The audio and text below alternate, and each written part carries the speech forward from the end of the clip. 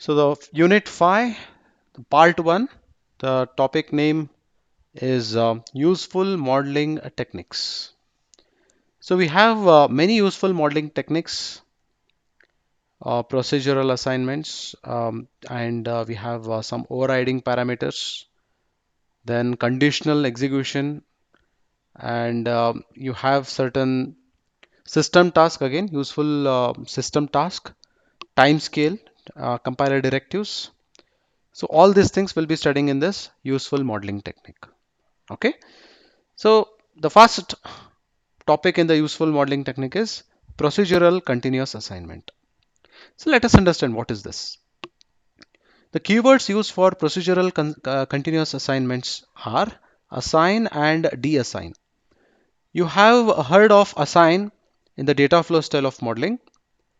Here, this assign, how different it is from the one that we have used in data flow. Operation wise, it is almost similar. The thing is, we can use this assign. We are using this assign inside the procedural assignments, inside the always block or initial block. So that's the difference. So when I say inside always block, it is a behavioral style, right? Inside that we are using assign and deassign. Why it is used? Why it is necessary?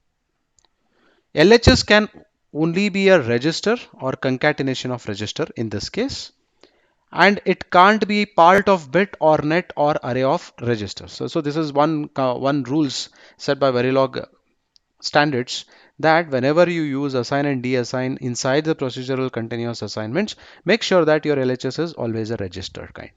Okay. So procedural continuous assignments override the effect of regular procedural assignment. So this override, this one you should concentrate. So what does it overrides? Whenever you use assign and deassign, it will override the effect of the regular procedural assignments. Let us check what it is. Here's a big code. I know this big code looks big code because of comments and all. Don't worry. This is the edge triggered flip-flop. See, this is the first statement. I'm just taking it. Q and Q bar are the output of the edge triggered flip-flop. D is a input, data input. Clock and resets are input. This is the second statement. Outputs. Out of this, outputs are Q and Q bar. Inputs are D, clock, and reset. And as I'm using procedural assignment statements, that's it. That is always block behavioral style. You should declare this Q and Q bar also with reg Q bar. Okay, simple. The first always block is here. What it says, and it is a negative edge flip-flop. Okay, so neg edge, like how we were using pause edge, we can also use a keyword called neg edge. It means it will be sensitive to the negative edge. If this is a clock, negative edge is here, here is a negative edge, here is a negative edge, so here it will be sensitive. Okay,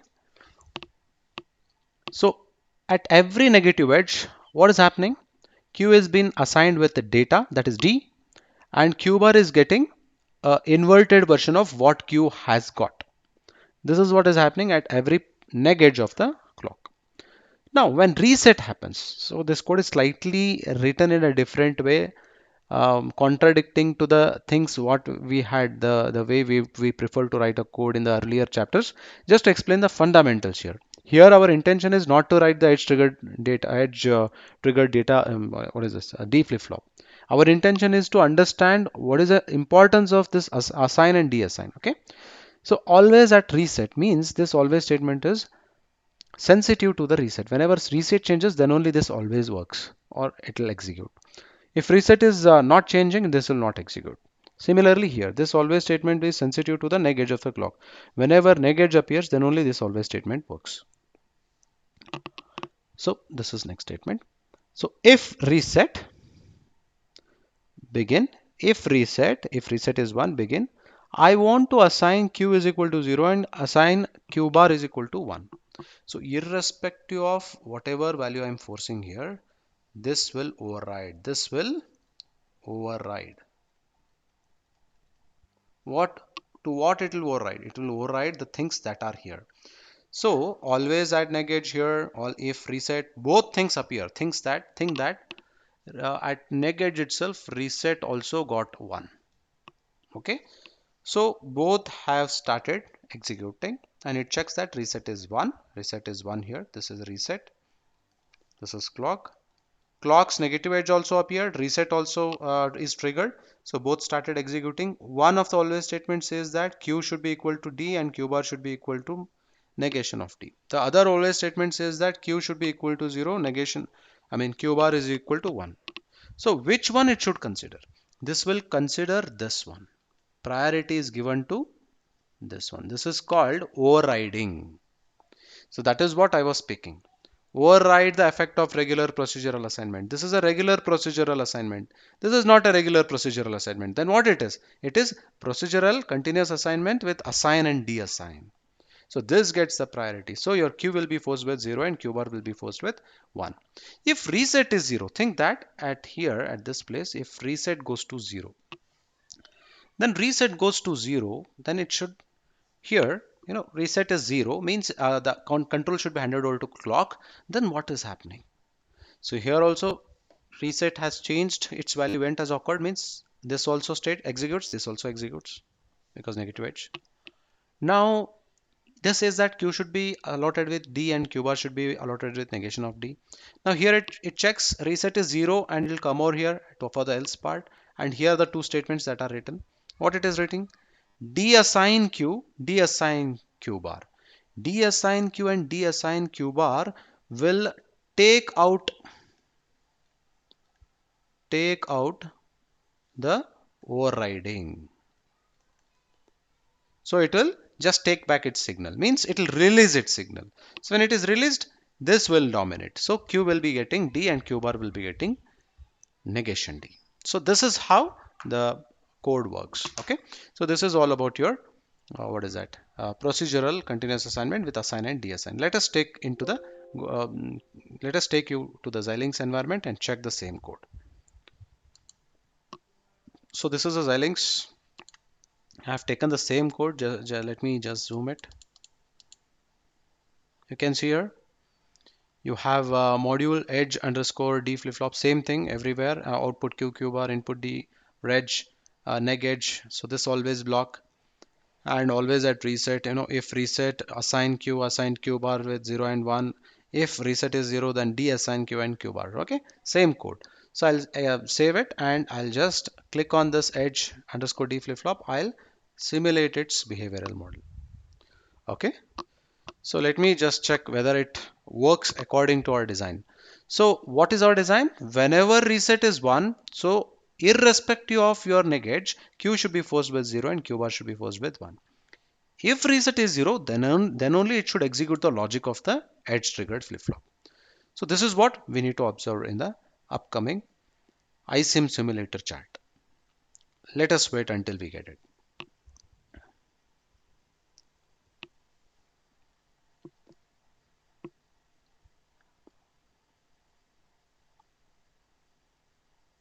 Okay.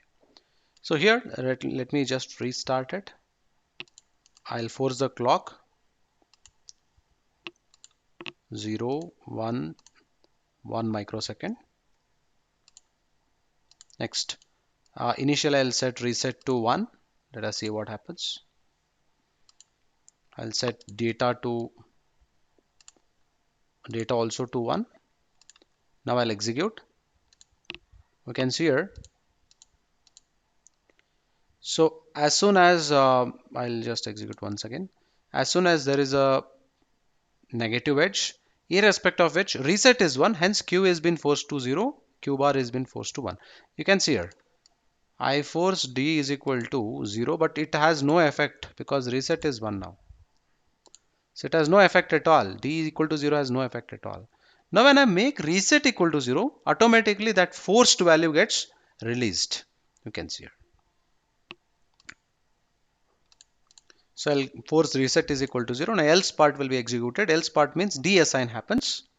When deassign happens, Q will be released, and as soon as Q will be released, you can see it works accordingly. When D is equal to 0, your output is 0 and Q bar is 1. So this is how it will execute. Okay, this is all about assign and deassign. Means assign and deassign forcefully keep your outputs to some level. Okay, as soon as you release it, as soon as you make reset equal to 0, that deassign happens. When deassign happens, automatically Wherever it was 1, it will bring it down to 0 because we de-assigned it. Wherever we had forced, we just took it back. And that's the importance of this assign and de-assign. I hope the things are clear. If at all you have any doubts, you please type it in the chat box. I'll just refer it at once because there are a lot of codes I need to explain. So next useful modeling technique is force and release. Keyword used are, of course, the heading itself says force and release. They can override both registers and nets. What is the advantage here is it can override both registers and nets. There in the previous case, it was only registers. Mainly used for interactive debugging process, not for design blocks. Here it is recommended not to use force and release statements inside a design block. They can be used only in stimulus block. Okay, so because it is just used for interactive debugging process, means error debugging, to find out the errors we are using it. Okay, remember this. So here is a module stimulus. I'm using the same D flip-flop, edge trigger D flip-flop that we have just now explored. What we are doing here is initial begin. After 50 time units, I am forcing D flip-flop's output with 1. And after next 50 time units, I am releasing D flip-flop Q, irrespective of whatever logic you have defined. So I am forcing the value to this Q here. These two statements. DFF.Q. What is the meaning of it? So in the very first unit, we had discussed something called hierarchy. Means in this stimulus block, there is an instantiation called DFF. Inside that DFF, there is an output called Q. I want it to be forced with 1 up till what time? Up after 50 time minutes till next 50 time minutes. I want to force it. Okay. So next to it, release it. So this is what is the concept. Let us take it in the Xilinx environment. Very simple. Okay, I have already typed the things. I'll just show it. See here, stimulus via QQ bar reg D clock reset, always at after 5 time minutes clock is changing its logic, and reset I have forced clock, I have forced reset D, all these things I have forced in not to avoid forcing the clocks and all in the GUI. So I just gave it here itself. So here is the calling. I have called that edge triggered flip-flop instantiated here, and this is very important. So after 50 time minutes, you can see that D flip-flop's Q will be forced to 1. So force value of Q to 1 at a time 50 and release the value of Q after time 50. Just here. Once I simulate, you can see our concentration is after 50 time minutes, Q should be 1 irrespective of whatever logic, whatever inputs you have. Okay, why it is used? Somewhere in a very big project that you have written a code for. So think that you want to work on in somewhat the intermediate stages. You want to force the output which acts as an input to the some other block. There you can force the required logic and check the rest of the circuitry. So that's why it is used for interactive debugging. So now the GUI is opened. You can see here. Zoom to fit. So clock, reset, all these things. So reset is 0 as soon as reset is 0. So here we are not concentrating here. We are actually concentrating here. I'll show it. After 50 time minutes, irrespective of whatever logic I am having. So D is 0, reset is 0. Whenever clock signal is there, my Q should be 0 according to the D flip-flop. But what is happening here? It is 1 irrespective of the logic, irrespective of what your design block logic is, irrespective of it, your output has been forced to 1. For how many time minutes? See, at 50, I'll just zoom it and show you. See, at 15 time units, at 50 nanoseconds, after 50 nanoseconds, your Q has been forced to 1 and it will be released only after next 50 time minutes. Here it is released here. So once it is released, then it will obey the logic of your design. So it will obey the logic of your design. Your D is 0. So whenever clock neg edge is appeared, so it is updating it to be 0. So here nothing works because you have forcefully logic 1 irrespective of your design block logic. So that is what is happening. So this is force and release.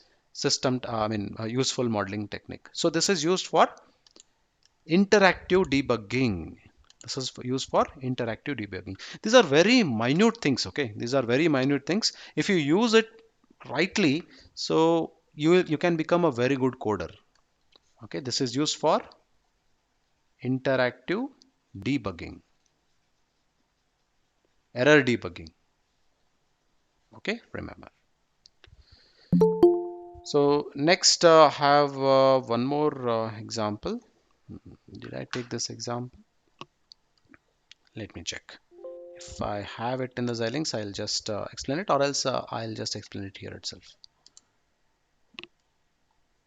I think I did not have it. I do not have it. I'll explain it here itself, theoretically. Don't worry. So here, module top, assign. See, your design block is here. This is your design block. Design block. So what your design block is telling? Your design block is telling that you have three inputs. One is A, one is B, and other is C, and it is a AND gate, and you are getting the output like this. This is your design block. But I want to check something by forcing the value. So first 50 time units, for first 50 time units, I want to, after first 50 time minutes, see, for first 50 time minutes, this logic works without any worry. For after 50 time minutes, what I'm forcing, you just check here. I'm forcing something different. See, A or B. A and B are ORed. And then it is ANDed with C. Okay, then it is getting forced. So this value is getting forced after 50 time minutes. So this will not be working for that 50 to 100 time minutes, because after 50 you are releasing it. So 50 to 100 time units, this logic works. But before 50 and after 100, this logic works.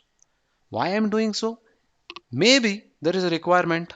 You may find it as a requirement somewhere in your big project's internal circuitry. You can use it as a checkpoint.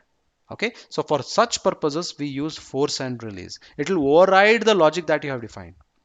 In the previous example, we understood that we can force either logic 1 or logic 0. But here, you learned that you can even force certain logic expression also. That is also possible. And you take it as a task to check it in the Xilinx environment. Okay. So test it in the Xilinx environment. If it is working fine, that's good. If it is not working, bring it to my notice. Okay. Next. Sorry, here itself. So this is the first two topics, that is assign and deassign, force and release. Next comes overriding parameters. You have come across parameters. So parameters are defined just within or locally to the module, Verilog module, wherein whenever parameter is declared with some variables or some constants, wherever in your code that particular name appears, parameter appears, it will be replaced with certain number. For example, here in module hello world, parameter id number is equal to 0, means wherever id underscore number appears in your code, it will get replaced with 0. Means define a module identification number equal to 0. This is a id number. I am defining it as 0. See, for example, so this is my code. Initial, this is end module, okay, single statement, so no begin and end here. Dollar symbol display. What I'm displaying hello world id number is equal to %d. This %d means id underscore number. So wherever id underscore number has come, so it will be replaced with 0. So if I write it 1, so it will display it as 1. If I write it 10, it will display it as 10. Why this parameter is used then? I can directly write it as 0, right? Then why parameter is used? So parameter is used because think that you have a very big code and you have used this id number 100 in 100 different places. And if I want to change 0 to 1 in 100 different places, then it takes a lot of time. So I define a parameter rather than using some constant numbers. I use in this way parameters. I define a parameters. So when I am asked to change from 0 to 1, I just change it 1 here. So wherever ID number appears at 100 places, automatically it changes its value as 1. So that's the advantage of the parameter. Now here what happens here, the hello world ID number is 0. That is what get displays. Okay, we shall check this in the later stage. We just will continue here. Module top define parameters. It is, you have studied it in unit 1. W1 dot id number equal to 1, w2 dot id number equal to 2. So I'm defining some parameters. I'm overriding the parameters. Parameter id number is already declared to be 0, but here I'm overriding it. How I'm overriding it? You just understand here. See, this is the first statement of your module. Hello world, I'm instantiating a module with a name w1. So this w1 is an instantiation of a module hello world, and this w1 means it's an instantiation, first time instantiation of this hello world. When I'm writing it as w1 dot id number, means whenever this function is called with this, I'm taking the parameter of what it is defined. So what it is defined? It is defining that whenever you access w1 instantiation and you call this particular module here with a structural style of modeling, then within that the id number which is been 0 by default should be changed to the whatever is been defined, it is 1. Now when I instantiate this one w2, so when I call this function here, so with w2 the id number defined in this particular thing is 2, is 2. So it means when this gets displayed in the console, so displaying hello world id number percentage d means here 1 gets printed, here 2 gets printed. This is what is happening. Okay, so that is what we need to check in the Xilinx environment. Let us check it.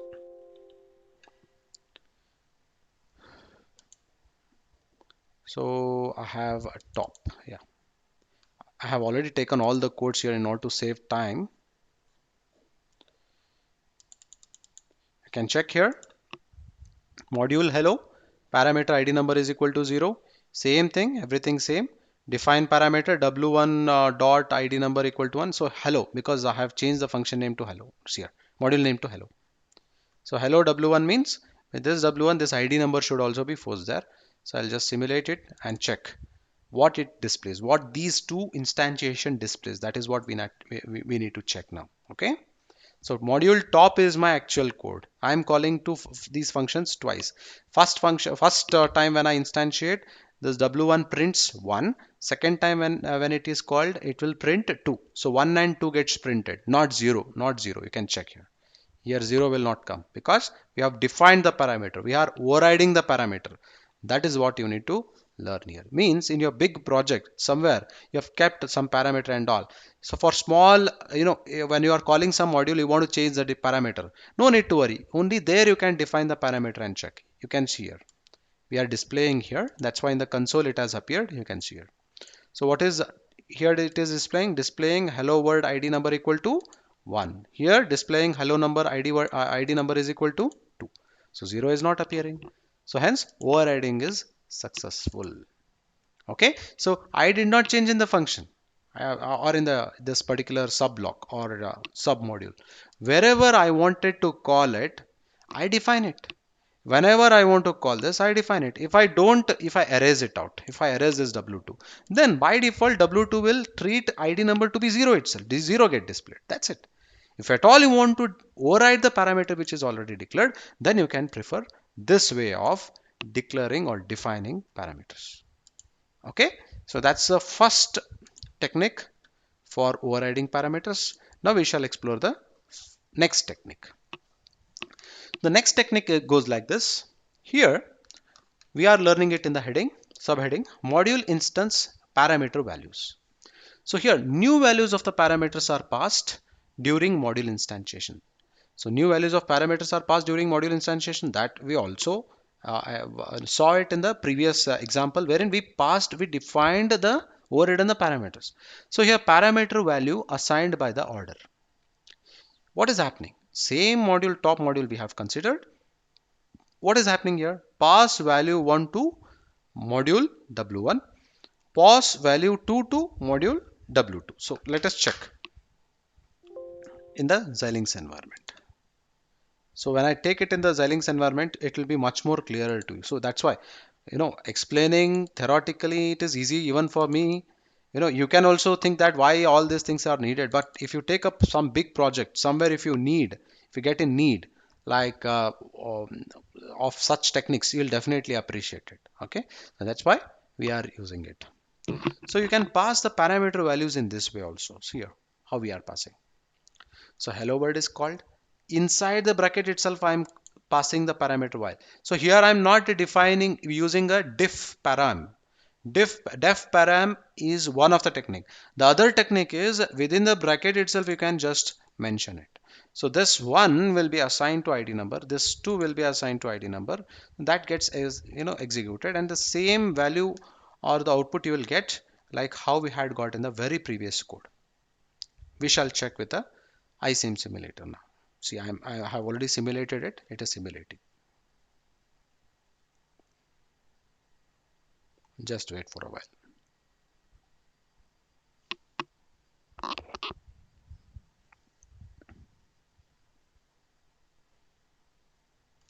Yeah. So simulate behavioral model completed successfully. So we are waiting for it to open.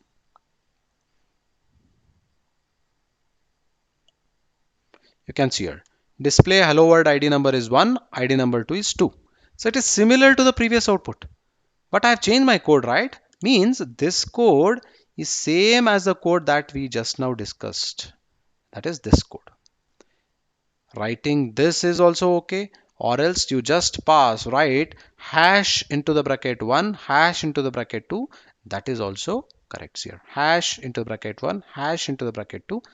That is also valid. So we learned two ways to do the same process. Same thing. We did no different, right? So we just use different techniques to achieve it. That's it.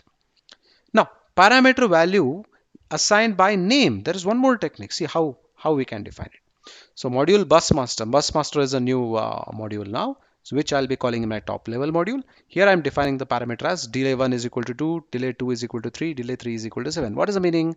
Wherever in your Verilog module delay 1 appears, it will be replaced with 2. Wherever in your Verilog module delay 2 or delay 3 appears, it will be replaced with 3 and 7 respectively. So these are module internals. Let us not worry here.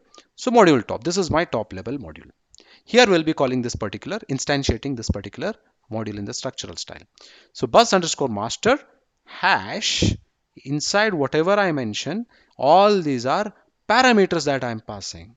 So what are the parameters? It is in the order. That's why define parameter value assigned by names in the order. See here, 4 is been assigned to delay 1.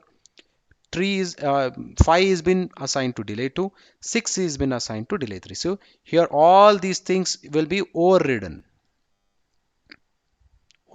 by, so 2 with 4, 5 and 6, 2 4 5 6. And in the next, when the next time it is called, so it will be first delay 1 is forced with 9, delay 2 is forced with 4, delay 3 is forced with nothing is here. Nothing is here means by default value. What is the default value? 7.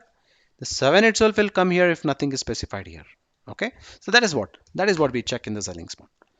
Okay, so theoretically studying, practically testing. That's the best way of learning. So here's a code, same code. So bus master parameter delay 1, delay 2, delay 3. So here I'm just displaying the things, just to have that more clarity. So bus master 456, bus master 94. So just run it. Let us check.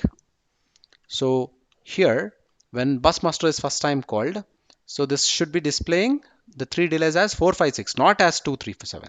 When second time it is displaying, it should display 94. And what about delay 3? 7 it should display by default value.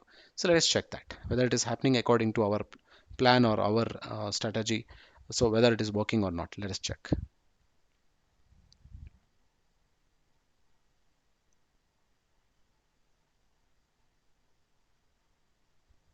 Just check here. Don't look at here because I am not having any input and output ports here. So one second. What did I execute? Top 2. Yeah, top 2 is correct. Yeah, 1 second. Module top2 dot b1 instantiated. It should have displayed 1 second. Module delay 1, delay 2, delay 3.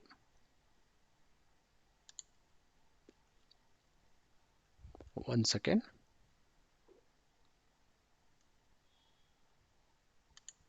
Sir, there need to be three arguments for the value, sir, inside the display part. Three arguments. Percentile M, percentile D, three times. You have used only three delays, sir. What is percentile M has not been defined. Yeah, percentage yum, this will just display the hierarchy. So that's why it is not like it is not a variable. I think that is not the problem. Let me just simulate it once again by deleting it. But I think it is executing something else. Top2 dot b1 instantiated 3. Let me check. Let me just try it once again. 1 second. I'll execute once again.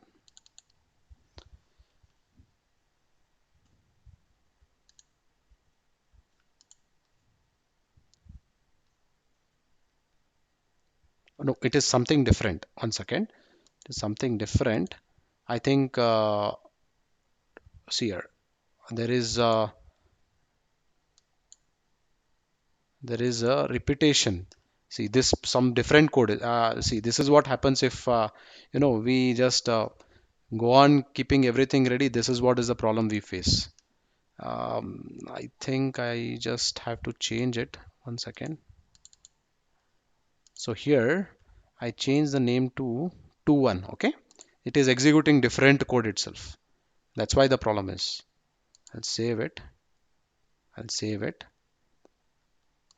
21 because I have one more code. Okay, so that's why it is in the next coming slide I'll show you what is happening. So it was displaying that particular output because of the same names. I had used same names, that's why it is creating problem.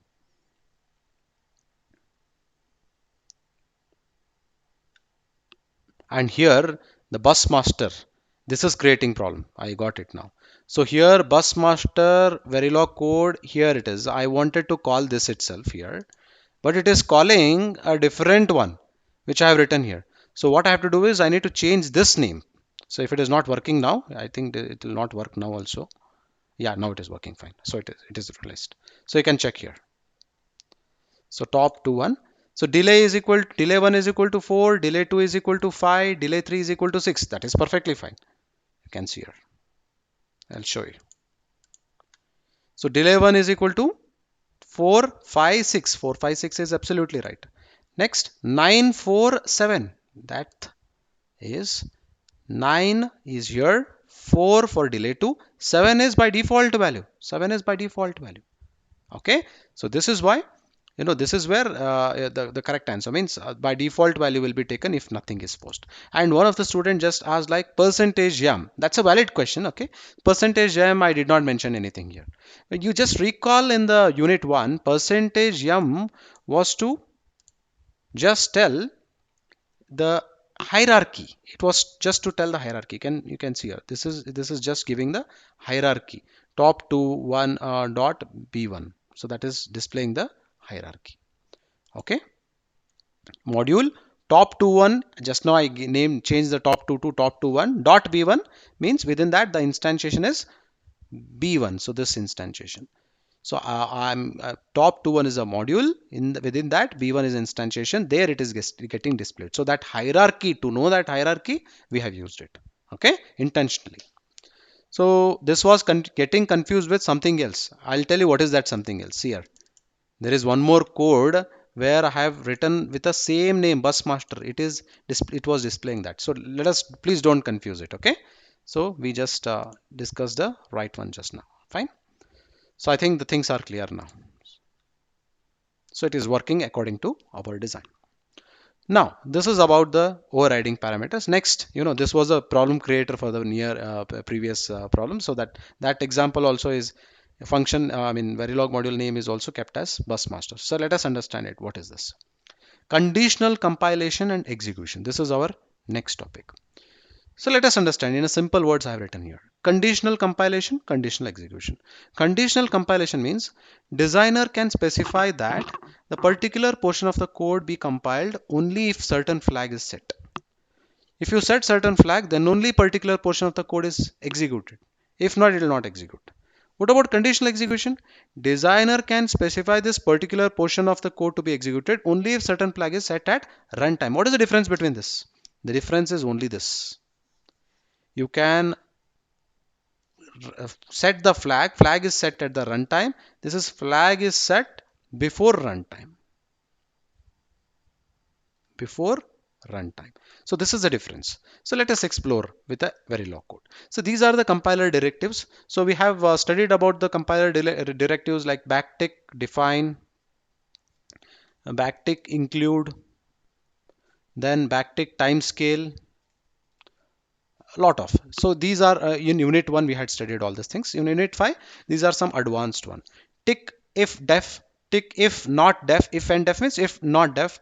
Tick else, this and this can be used together, this and this can be used together. So nested, for nested, tick else if, tick and backtick and if. All these are conditional compilation directives. Example 1, understand it. Tick if def test. See how beautiful it is. I am having module test and end module. I am having module stimulus and end module. Two modules I am having. See, based on what I define here, that particular module I can make to execute. For example, this module, if I want to execute, I have to set the flag test equal to 1. Then this will be executed. If I don't define test equal to 1, by default this will be executed here. Compile the module stimulus as default means this should be compiled. The compile module test only if text macro test is defined. So if test is set equal to 1, then this will be executed. If test is not set, test is not set, okay, not set, test is not set, then this will execute. Okay, so let us understand it, and I'll just parallelly take one more example, example 2 also. So here what is the same thing?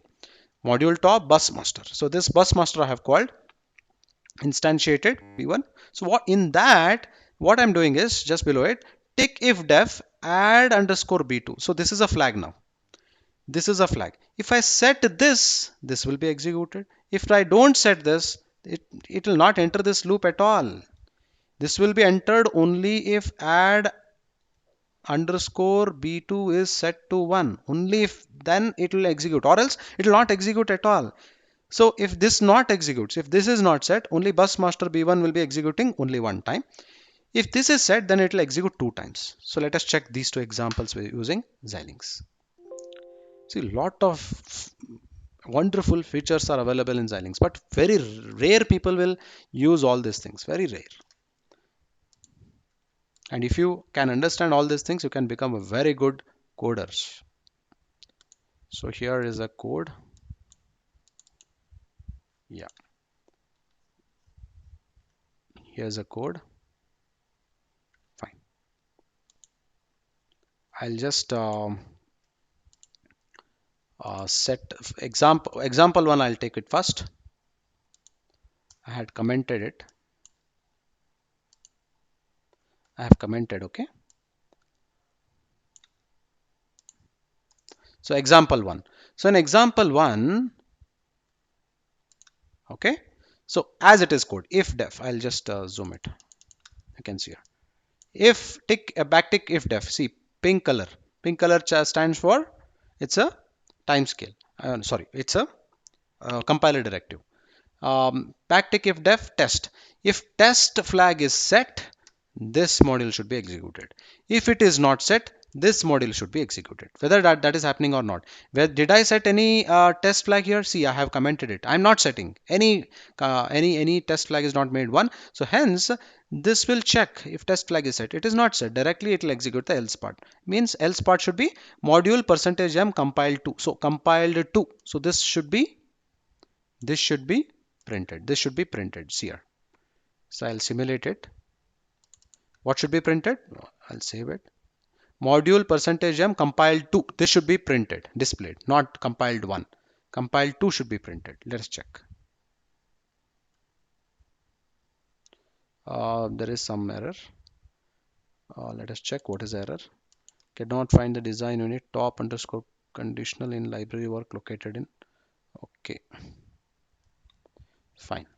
So one second.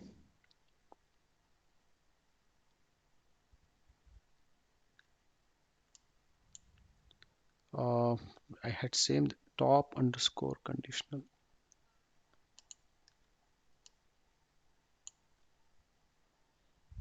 Just now I saw it and yeah, here it is.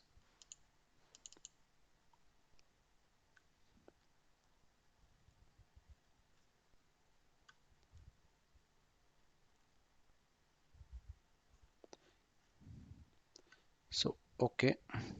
So this top underscore conditional, one second.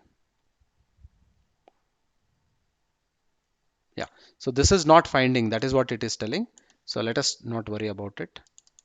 So because I just commented it, right? So that's why it is telling like that. So when I just remove this comment, that particular thing works. Nothing to worry about it. You can see here I have already directed compiler that you have to test flag is not set. So this is not going to execute.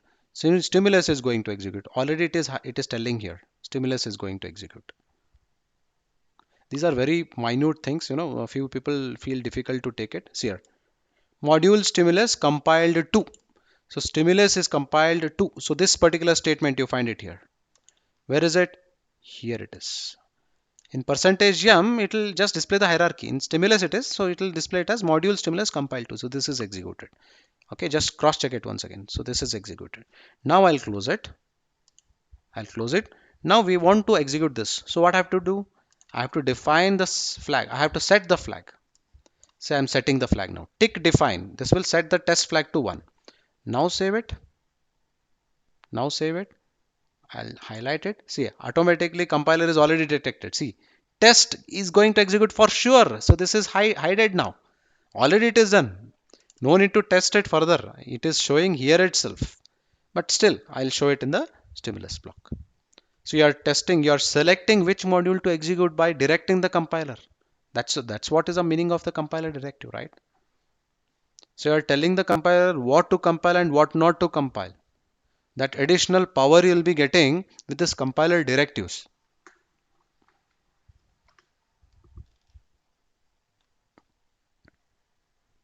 So now the first statement should be executed now. Let us check whether it is executing or not. You can see here. Module test compiled 1. Where it is? Module test. Test is here. Test is here. Okay. Module test compiled 1. This is executing, right? It is working according to our wish. So with tick if def, you can select which module you want to execute by writing both the modules. So that's the advantage of this tick if def. Okay. Now I'll comment this first example. Now we shall check the second example. Okay. I'll comment this. Now I'll remove the comment of the example 2. I'll save it. I'll save it. I have to find the name bus master top condition, right? Top condition. Here it is. So here bus master is there. In the earlier example also bus master was there. So it was confusing. So try to avoid using the same names in the same project. Okay. So I just took it everything ready. I kept because to save time, because this has been allotted with 3 hours. I'm trying to complete in 1.5 hours because of bringing all these things without wasting much time. Okay. If I take it in the physical class, I at least need 3 to 4 class to explain all these things. So simulate behavioral model is over. So what should happen here? So I should have just briefed you about it. So here tick if def. See here, module top condition. Bus master B1 will execute without any check. It will unconditionally it will execute. So what it does, it will display module percentage yum instantiated 3, means module bus master instantiate B1 instantiated 3. This will execute. Now if I set and underscore B2 to 1, then it will display twice. So now it should have been displayed single times here. It should have been displayed single time. So here it is displayed. Sorry. Here it is. Okay, module. I think I am unable to select it. Let it be. Yeah, it is visible, I guess, for you. So module top underscore con dot b1 instantiated 3. So this is the same statement that we had here. Okay, same statement. Only single time it is executed. Now when I set it, to set it, what I have to do? I have to use backtick define add underscore b2 equal to 1. I have set it now. As soon as I set it, save it, when I execute it, two times it is going to display. You just here two times. So here b2 has appeared here. If b2 has appeared, if I just comment it, this b2 goes off because this is hidden by the compiler. Because compiler I have said that execute this only if this condition is satisfied. That's why it is hidden up till then. Now it is open. So now two statements get executed. Just check two such statements.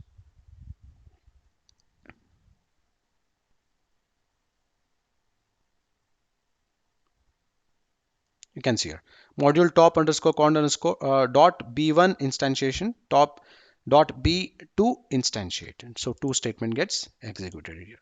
So here also you can see here, if I just comment it, all of you please concentrate here, b2 gets hidden. You just here, as soon as I comment here, see I commented, this gets hidden here. I save it, this gets hidden here. That's get hidden here. b2 is not visible. So this is old one, this is old one. Compare here. So as soon as I release here, as soon as I save top underscore con, here b2 is not visible now, right? Now it will be visible just here. I'll save it, b2 is visible. So this is a fundamental of this compiler, conditional compiler. Okay, so now we understood conditional compilation perfectly and where it is used, why it is used. Now with this, we shall proceed with the next one, conditional execution. Conditional execution. So in this conditional execution, we have some complicated looking like keywords here. Percentage dollar symbol test, dollar symbol plus arguments. So dollar symbol value, dollar symbol plus arguments. So these things, why it is used, just understand it and leave it. Don't worry. If variables declared inside this particular keyword is set at runtime, then only execution of the following statement will occur. If value, if it returns 0 if a matching invocation has not found, and non-zero if matching option has found. So let us not worry much. See here what is happening is, in previous example, to define this test I should write a code like backtick define test equal to 1. All these things I should have written. All right, that is before I execute, before I click on run. Runtime means what? Runtime means after I execute. I'll not write this define test and all these things. I'll directly click on simulate. When it is simulating, that time itself I want to decide whether I want to set this flag or not. That option also is provided by the Verilog. And that is what is called conditional execution. Now you may expect me to just explain it in the Verilog code. Of course, I am having a Verilog code here. See here. Here, if this particular keyword is 1, then this will display, else no display. So this you want me to explain in the Xilinx, but the problem is I'll show you one statement in the textbook. So this is a textbook soft copy.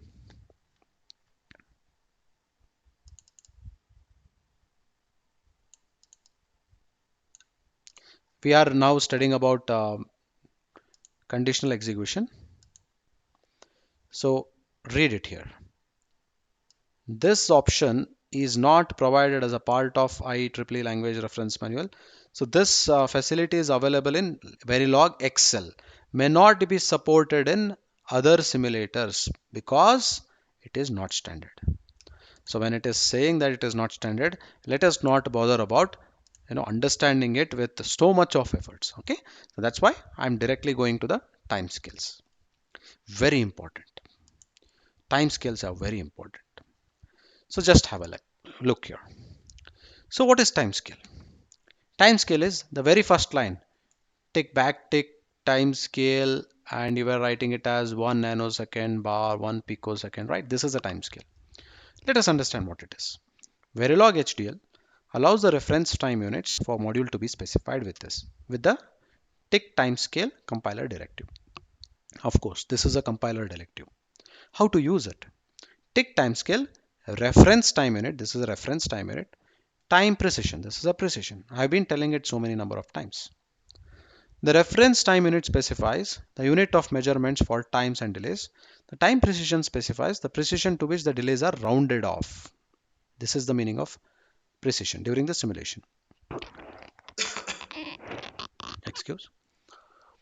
Only 1, 10, 100 are valid integers for specifying time units and time precisions. Okay, so please mention only this 1, 10 and 100. For example, backtick timescale 100 nanoseconds bar 1 nanosecond. So always at after 5 time minutes, toggle should be changing its logic and we want to display it. So means when 100 nanosecond is your time, so toggle is like acting like a clock. Okay, after every 5 time minutes means toggle is toggling at every 5 time minutes, means this is 5 time minutes, this is also 5 time minutes. But 5 time minutes means what? This one, this says that one, you don't worry about precision. Precision is about rounding off. Rounding off means to what value I want to set the accuracy. That's why. So don't worry about this now. Okay, you worry about only this. 1 unit is equal to 100 nanoseconds.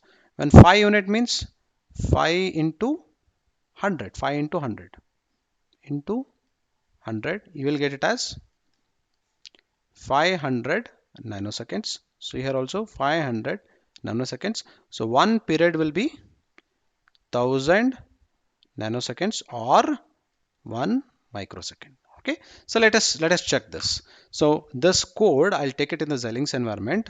This code, I want to check whether this will result in 1 microseconds clock period. Okay, now here also see here, reference time unit, if I change it to 1 microsecond, what happens? Same code. So let us check that also. Okay,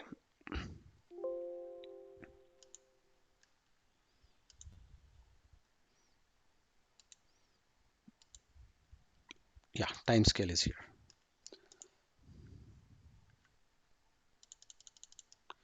So time scale, what is the time scale? 100 nanoseconds, just now I shown. 1 nanoseconds is the precision. Module timescale top, dredge toggle is equal to set 0. After 1000 time minutes, it is stopping its simulation. So here is a code. After every 5 time minutes, toggle is receiving its inverse logic. And I'm displaying the same thing. Let us have a check. I'll simulate it.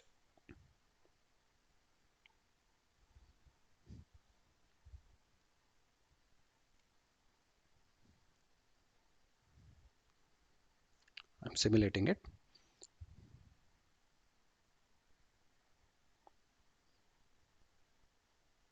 It is opening. It takes time.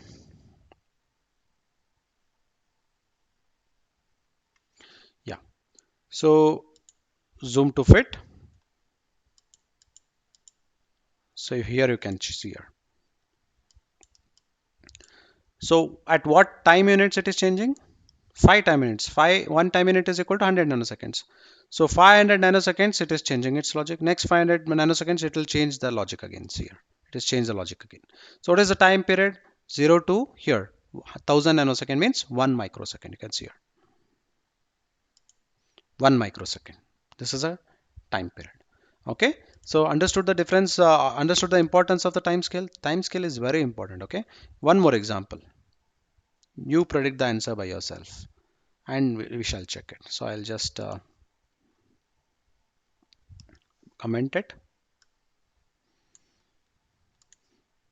Now time scale is 1 microsecond. Same thing, no change at all. Toggle is changing at every 5 time minutes. Now 1 microsecond means at 5 microseconds it changes its logic. Next 5 microseconds it will come back to the same logic. 5 plus 5 means 10 microsecond is your clock period. Let us check. Dummy 2. Here it is, dummy 2. So 10 microseconds should be the what I can say, the clock period. Let us check.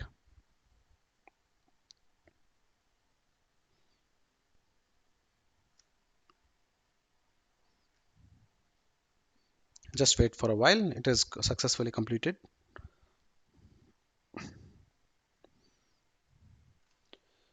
Okay, zoom to fit. So it is executed only for 1 microseconds now. So I'll run it again. 2 microseconds, 4, 5. After 5, it is going to change its logic. See here. Again at 10, it changes its logic. So this is your importance of the time scale.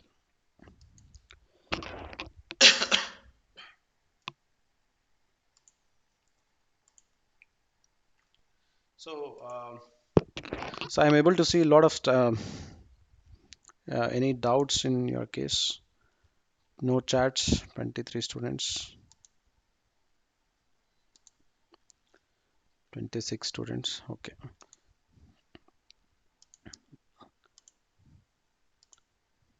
You know, when I just start complicated things, you know, people starts moving out. See, if I get a dedicated bunch of people, you know, I can take this course to a much more deeper level. And I can assure you, you will have a definite job for this if you have this much knowledge.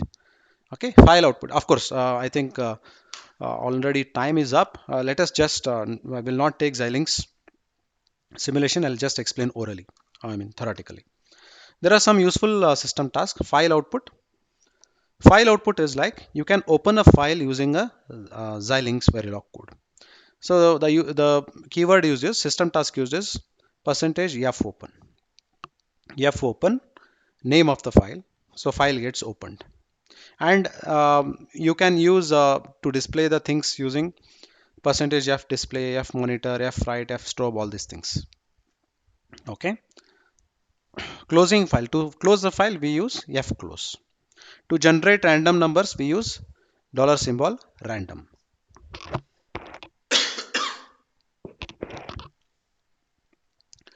So last concept, strobing and memory file. Strobing is done when system task keyword strobe is used.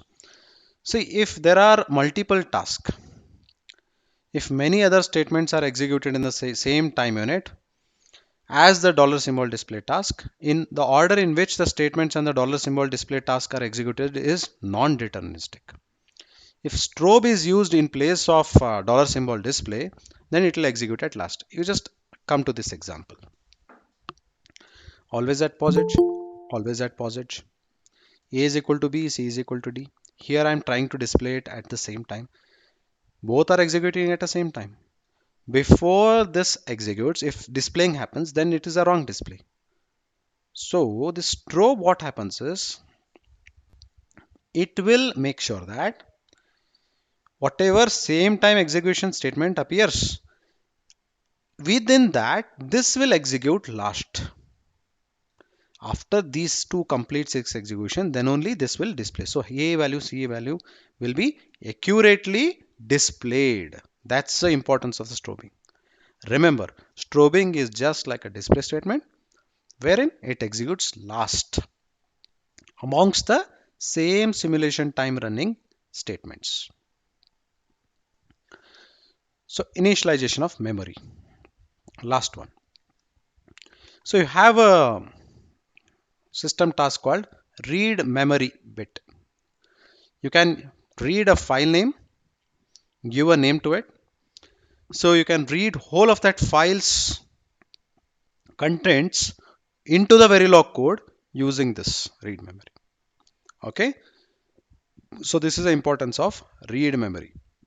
So let us not go in detail. So just understand that such a system task is there wherein you can read the contents of the text file in your computer into the Verilog. Okay. So if you take up the project, then it will be much more useful.